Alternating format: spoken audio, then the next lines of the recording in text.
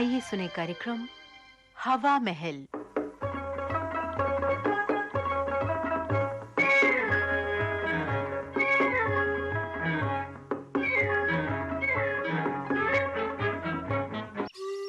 हवा महल में आज हमारी श्रृंखला सुनो कहानी।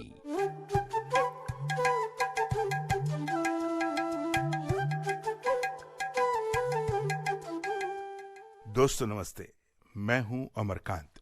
हवा महल के अंतर्गत सुनो कहानी श्रृंखला में इन दिनों आप सुन रहे हैं लोक कथाएं। तो आइए आज आपको एक लोक कथा सुनाता हूं, शेख चिल्ली और कुएं की परियां।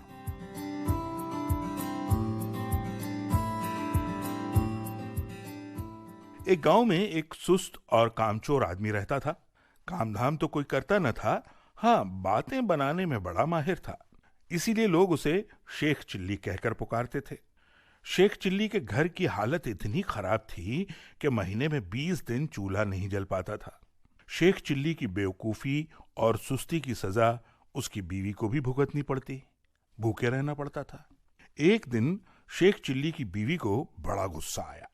बहुत बिगड़ी वो उस पर। कहा, अब मैं तुम्हारी कोई बात नहीं सुनना चाहती, चाहे कुछ भी करो, लेकिन मुझे तो पैसा चाहिए तो चाहिए। जब तक तुम कोई कमाई करके नहीं लाओगे, मैं तुम्हें घर में घुसने नहीं दूंगी। ये कहकर बीवी ने शेख चिल्ली को नौकरी की खोज में जाने के लिए मजबूर कर दिया और साथ में रास्ते के लिए 4 रूखी सूखी रोटियां भी बांध दी। साग सालन तो था ही नहीं, देती कहां से। इस तरह शेख चिल्ली को न चाहते हुए भी नौकरी की खोज में निकलना पड़ा। शेख चिल्ली सबसे पहले अपने गांव के साहूकार के यहां गए। सोचा कि शायद साहूकार कोई छोटी मोटी नौकरी दे देगा, लेकिन निराश होना पड़ा। साहूकार के कारिंदों ने ड्योढ़ी पर से ही डांट डपट कर शेख चिल्ली को भगा दिया। अब उसके सामने कोई रास्ता नहीं था। फिर भी एक गांव से दूसरे गांव तक दिन भर भटकते रहे। घर लौट नहीं सकते थे, क्योंकि बीवी ने सख्त हिदायत दे रखी थी कि जब तक नौकरी न मिल जाए घर में पैर न रखना। दिन भर चलते चलते जब शेख चिल्ली थक कर चूर हो गए तो सोचा कि कुछ देर सुस्ता लिया जाए। अब भूख भी बहुत जोरों की लगी थी, इसलिए खाना खाने की बात भी उनके मन में थी। तभी कुछ दूर एक कुआं दिखाई दिया। अब शेख चिल्ली को हिम्मत बंधी, उसी की ओर बढ़ चले। कुएं के चबूतरे पर बैठकर शेख चिल्ली ने बीवी की दी हुई रोटियों की पोटली खोली। उसमें 4 रूखी सूखी रोटियां थीं। अब भूख तो इतनी जोर की लगी थी कि उन चारों से भी पूरी तरह बुझ न पाती। लेकिन समस्या ये थी कि अगर चारों रोटियां आज ही खा डालीं तो कल परसों या उससे अगले दिन वो फिर क्या करेंगे, क्योंकि नौकरी खोजे बिना घर घुसना मुमकिन नहीं था। इसी सोच विचार में शेख चिल्ली बार बार रोटियां गिनते और बार बार रख देते। समझ में नहीं आता कि क्या किया जाए।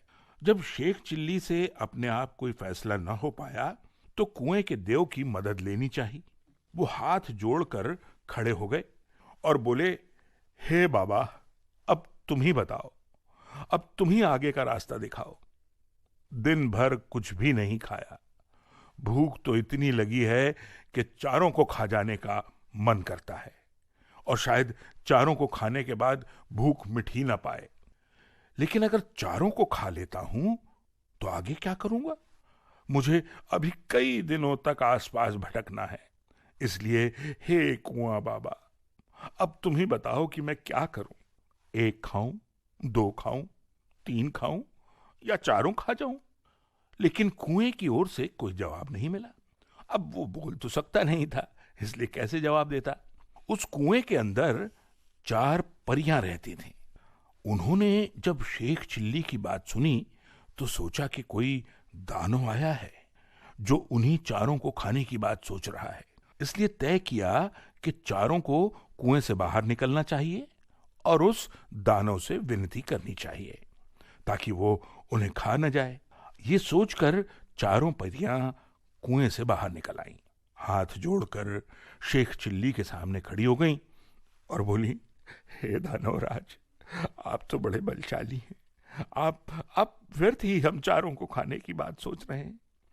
अगर आप हमें छोड़ दें तो हम कुछ ऐसी चीज आपको दे सकती हैं जो आपके बड़े काम आएगी।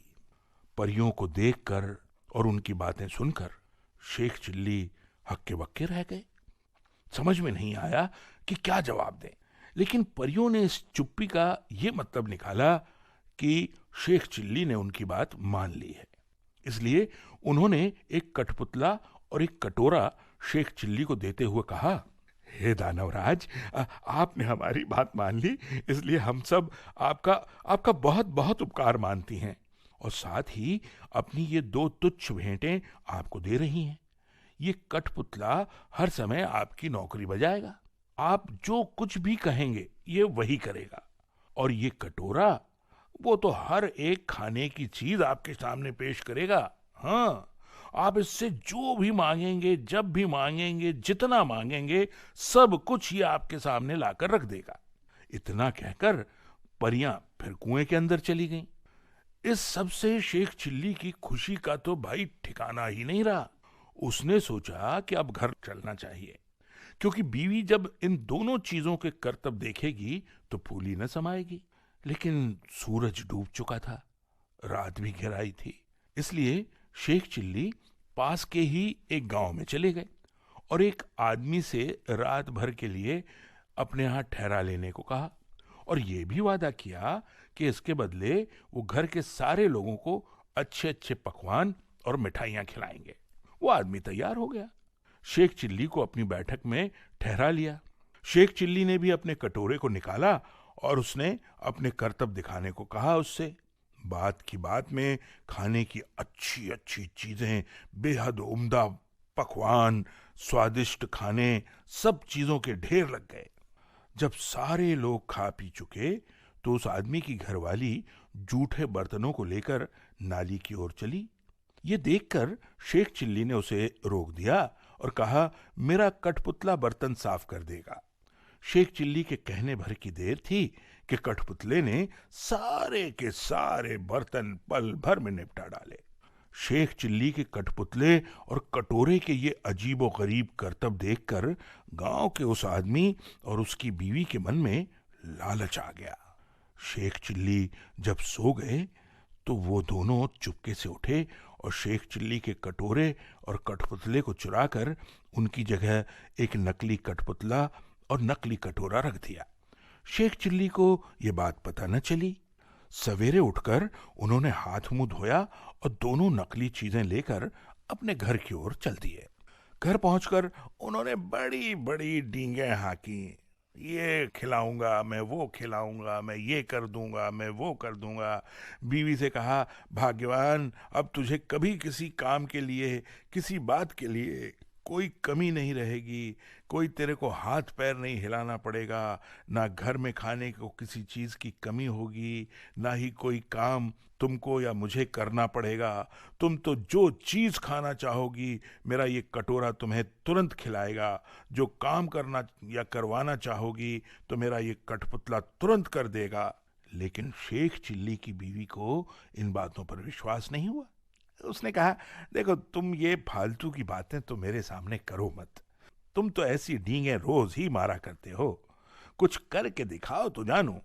शेख चिल्ली ने कहा, हाँ हाँ, क्यों नहीं। हाँ, अपने इस तपाक से दिए जवाब के बाद तुरंत अपना कठपुतला और कटोरा शेख चिल्ली ने निकाला और दोनों से कहा अपने अपने करतब दिखाने के लिए।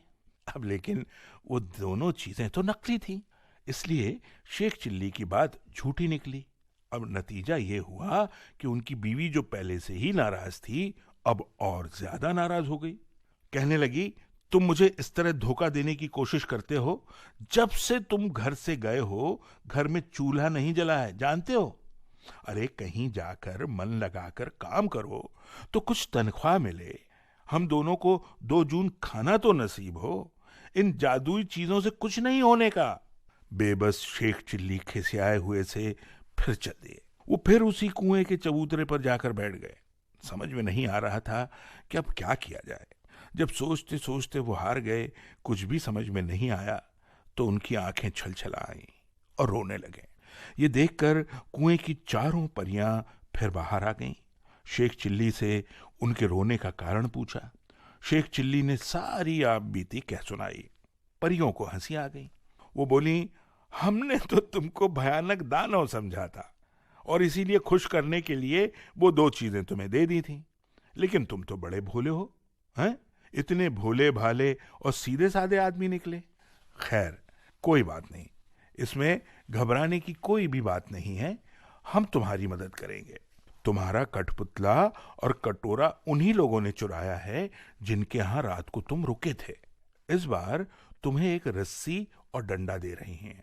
इनकी मदद से तुम उन दोनों को बांध भी लेना और मार मार कर अपनी दोनों चीजें वापस ले लेना।